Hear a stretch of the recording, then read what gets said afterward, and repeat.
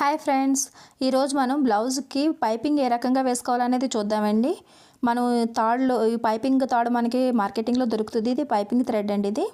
ఈ రోప్ని వేసుకుని మనం పైపింగ్ థ్రెడ్ అన్నా ఇస్తారు, మనకి మార్కెటింగ్లో దొరుకుతుంది. ఇది దీనికన్నా సన్నము దొరుకుతుంది, దీనికన్నా లావుగా ఉన్నది కూడా దొరుకుతుంది. ఇది మీడియం సైజ్ది. ఇది వేసుకుని మనం ఏ రకంగా పైపింగ్ వేసుకోవాలన్నది చూద్దాం. ఇది లైనింగ్ క్లాత్, బ్లౌజ్ పీస్ రెండు కటింగ్ చేసి ఉంచానండి మేడం. దీన్ని చూడండి, ఇది సిల్వర్ కలరు అంటే గ్రే కలర్ టైప్లో వచ్చిన క్లాత్ అండి. ఇది మనకి పైపింగ్ క్లాత్ వేరుగా దొరుకుతుంది. ఇప్పుడు దీన్ని మనం స్ట్రైట్గా కాకుండా ఇలా క్రాస్గా కటింగ్ చేసుకోవాలి. ఈ చూడండి, క్రాస్గా కటింగ్ చేయడం వల్ల స్ట్రెచబుల్ ఉంటుంది. పైపింగ్కి ఎప్పుడు కూడా క్రాస్లోనే కటింగ్ చేసుకోవాలి. ఈ రకంగా క్రాస్గా 1 ఇంచ్ వెడల్పుని మెడ ఎంత అయితే ఉందో అంత క్లాత్ని మనం కటింగ్ చేసుకోవాలి. అంత పొడవు ఇలాగా రిబ్బన్ లాగా పట్టీలాగా కటింగ్ చేసుకోవాలి. ఇలాగే మనం ఇంకొక పీస్ చేసుకుందామండి. ఇది చిన్నదైపోవచ్చు. ఇలా మీరు 1 ఇంచు మార్కింగ్ పెట్టుకుని మీరు తిన్నంగా ఇలా కటింగ్ మామూలుగా అంచనాగా రాకపోతే కనుక స్కేల్తో కూడా ముందు గీత గీసుకొని దాని మీద కటింగ్ చేసుకోవచ్చు. ఇంచీ టేప్తో నేను చూపిస్తాను చూడండి. కరెక్ట్గా 1 ఇంచ్ ఉంటుంది. ఇది చూడండి, ఈ రకంగా మనం కొలుచుకొని చూస్తే 1 ఇంచ్ వెడల్పున ఉంది. మీకు కటింగ్ బాగా అలవాటు అయినట్టయితే కొలుచుకోవాల్సిన అవసరం కూడా లేదండి. ఇంచుమించుగా 1 ఇంచ్కి అనుకుంటే 1 ఇంచ్కి కటింగ్ మీరు చేసేయగలరు. చూసారు కదా, ఇది 1 ఇంచ్ వెడల్పుని మనం పట్టి తీసుకున్నాం. దీన్ని మనం రెండు కూడా జాయింట్ చేసేద్దాం. ఇలా చూడండి, క్రాస్గా ఉన్న వైపు ఇటువైపుది తక్కువ ఉన్నది ఎక్కువ వైపు ఈ రకంగా పెట్టుకుని మనం ఈ రకంగా కూడా మనం జాయింట్ చేసుకోవచ్చు. ఇలా కూడా జాయింట్ చేస్తే ఓపెన్ అయిన తర్వాత ఇలా స్ట్రైట్గా వచ్చేస్తుంది. లేదు మనకు అలా రావటం లేదు, ఇబ్బందిగా ఉంది అనుకుంటే ఇలా రెండు సమానంగా కూడా పెట్టుకుని మనం కుట్టు వేసేసుకోవచ్చండి. ఇందులో ఎటువంటి ప్రాబ్లం లేదు. ఏ రకంగా అయినా సరే మనం జాయింట్ వేసేసుకోవచ్చు. ఇది చూడండి, ఇలా నేను స్ట్రైట్గానే జాయింట్ వేసి చూపిస్తాను.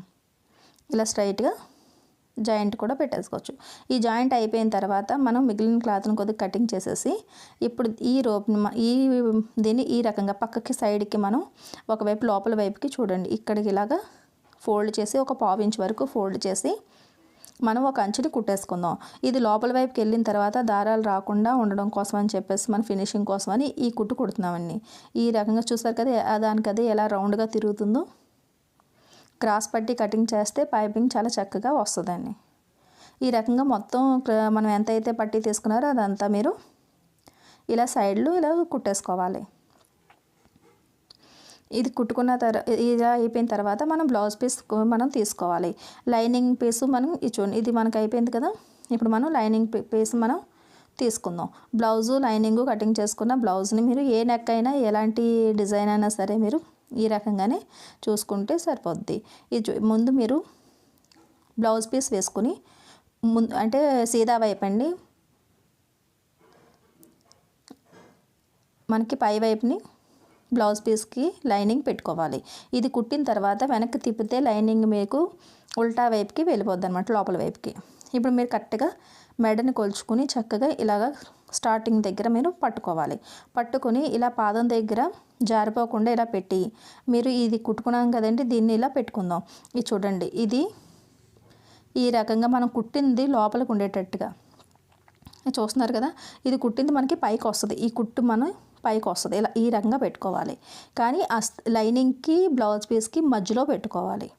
పాదాన్ని ఎత్తి ఇది చూడండి, ఇలా లైనింగ్కి ఈ రెండిట్లకి మధ్యలో పెట్టుకోవాలి. ఈ రకంగా స్టార్టింగ్ దగ్గర సమానంగా అంచులకి కలిసేటట్టుగా ఈ రకంగా మనం పెట్టుకుని దాని మీద ఈ లైనింగ్ క్లాత్ కూడా పెట్టేసుకోవాలి. మనం ఈ మెడని అతికించలేదు కాబట్టి లైనింగ్కి కొద్దిగా నెమ్మదిగా చక్కగా కుట్టుకోవాలండి. ఏ క్లాత్ లాగినా సరే మీకు నెక్ షేప్ పాడయ్యే అవకాశం ఉంది. ఇప్పుడు ఒక కుట్టు వేసుకున్న తర్వాత ఈ పట్టీ ఉంది కదా, ఇటువైపు వచ్చింది కదా, దీని మధ్యలోంచి మీరు మీ వైపుకి తీసుకోండి. ఈ రకంగా తీసుకోవడం వల్ల మనకి ఇది ఫిట్ చేసుకోవడానికి ఈజీగా ఉంటుంది. ఫస్ట్ బ్లౌజ్ పీసు, దాని మీద ఈ పట్టి, దాని మీద ఈ లైనింగు ఈ రకంగా లైన్గా పట్టుకొని పాదం ఖర్చుతోని ఒకే లెవెల్లోని మనం అంటే ఏ యాంగిల్లో ఉన్నా సరే నెక్ని అదే రకంగా మిషన్ మనం క్లాత్ తిప్పుకుంటూ కుట్టేసుకోవాలి. చూడండి, ఈ రకంగా ఫస్ట్ మనం బ్లౌజ్ పీస్ చూసుకోవాలి, దాని మీద పైపింగ్, ఆ తర్వాత లైనింగు. ఎలా ఉంటే అలాగా అంచు అంటే కుట్టుకుంటూ వచ్చామంటే కనుక మీరు బ్లౌజ్ ఏ షేప్ అయినా సరే చక్కగా వచ్చేస్తుంది. ఇది చూడండి, ఇక్కడ మధ్యలోని కార్నర్లో వచ్చింది కదా, ఈ కోణాన్ని ఈ రకంగా ఇక్కడ మిషన్ ఆపి తిప్పుకొని మళ్ళీ పైపింగ్ని పెట్టుకుని లైనింగ్ కూడా పెట్టుకుని ఇలా తిప్పుకోవడం వల్ల మీకు అక్కడ కార్నర్ పాయింట్ కూడా వచ్చేస్తుంది. ఈ రకంగా కుట్టుకోవడం వల్ల పైపింగ్ చాలా మంచి ఫినిషింగ్గా వస్తుందండి. ఇది చూడండి, ఈ లాస్ట్ వరకు ఈ రకంగా కుట్టుకుంటూ వచ్చేయాలి. దాని తర్వాత ఈ పైపింగ్ క్లాత్ని కటింగ్ చేసి మధ్యలోనే కట్టెకి పెట్టుకోవాలండి. మనం కుట్టు వరకు మనకి కటింగ్ వెళ్ళకుండా మిగిలిన క్లాత్ ఉంది కదా, కొద్దిగా పాదం ఖర్చు అక్కడ కొద్దిగా కట్ పెట్టుకోవాలి. చిన్న కట్ పెట్టుకోవడం వల్ల మనం రాంగ్ సైడ్కి తిరిగేసినప్పుడు, మీరు లోపల వైపు తిరిగేసినప్పుడు చక్కగా నెక్ షేప్ అనేది వస్తుంది. ఈ కట్ లేనప్పుడు ఉగ్గులు వచ్చినట్టుగా ఉంటుంది. ఈ రకంగా చిన్న కట్లు పెట్టుకోవాలి.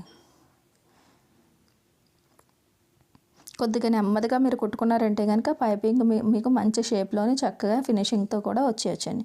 ఇది చూడండి, ఇది లోపలికి మీరు ఇలా పెట్టుకున్న తర్వాత మీకు ఈ సిల్వర్ క్లాత్ పైపింగ్ క్లాత్ మీద ఏదైతే ఉందో అది ఇలా వస్తుంది. వచ్చినప్పుడు కొద్దిగా నెక్ని ముందు అందంగా తిప్పుకొని ఇలా ఏలుతోని ఇలా ప్రెస్ చేస్తే మీకు కరెక్ట్గా వచ్చేస్తుంది.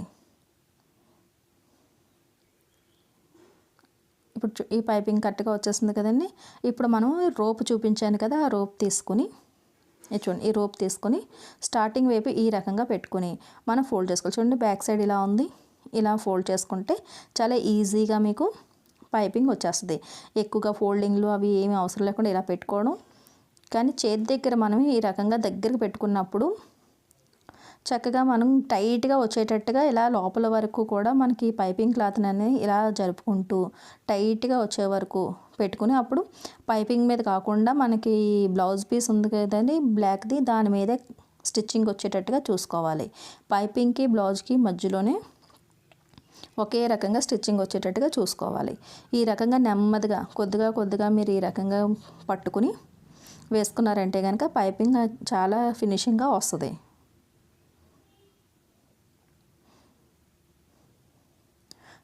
మీ నెక్ రౌండ్ అవ్వచ్చు, వీ నెక్ అవ్వచ్చు, ఏదైనా సరే పైపింగ్ ఈ రకంగా వేసుకుంటే కనుక నీట్గా షేప్ కూడా ఇబ్బంది లేకుండా వచ్చేస్తాయి. ఈ చూడండి, ఇక్కడ కార్నర్ వచ్చింది కదా, ఇక్కడికి మనం ఫస్ట్ కార్నర్ వరకు ఈ రకంగా పట్టుకొని ఫస్ట్ కుట్టు వేసేసుకోవాలి. ఇలా కొద్దిగా ముందుకు వెళ్ళిన తర్వాత సూది లోపల ఉంచుకొని మనం మిషన్ తిప్పుకొని దాని తర్వాత మళ్ళీ కంటిన్యూ చేసేసుకుంటే మీకు అది షేప్ కూడా వచ్చేస్తుంది. చూడండి, ఈ రకంగా నెమ్మదిగా కొద్దిగా పెట్టుకుని కుట్టుకుంటూ ఉండాలి. కంగారు పడకుండా కుట్టుకుంటేనే ఇది ఫినిషింగ్ వస్తుందండి. అలవాటు అయిన తర్వాత మీరు ఫాస్ట్గా అయినా సరే కుట్టుకోవచ్చు. చూసారు కదా, నెమ్మదిగా చక్కగా కుట్టుకుంటూ వచ్చేస్తే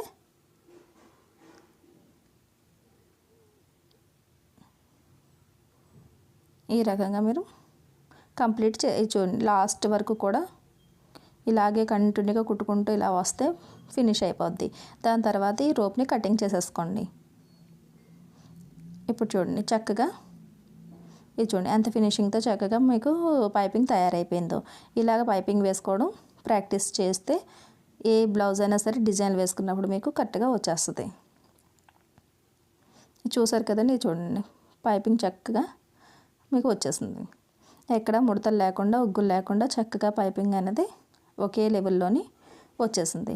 ఫ్రెండ్స్, మీకు ఈ పైపింగ్ వేయడం నచ్చిందండి. ఈ వీడియో మీకు నచ్చినట్లయితే సబ్స్క్రైబ్ చేయండి అండ్ షేర్ అండ్ లైక్ చేయడం మాత్రం మర్చిపోకండి.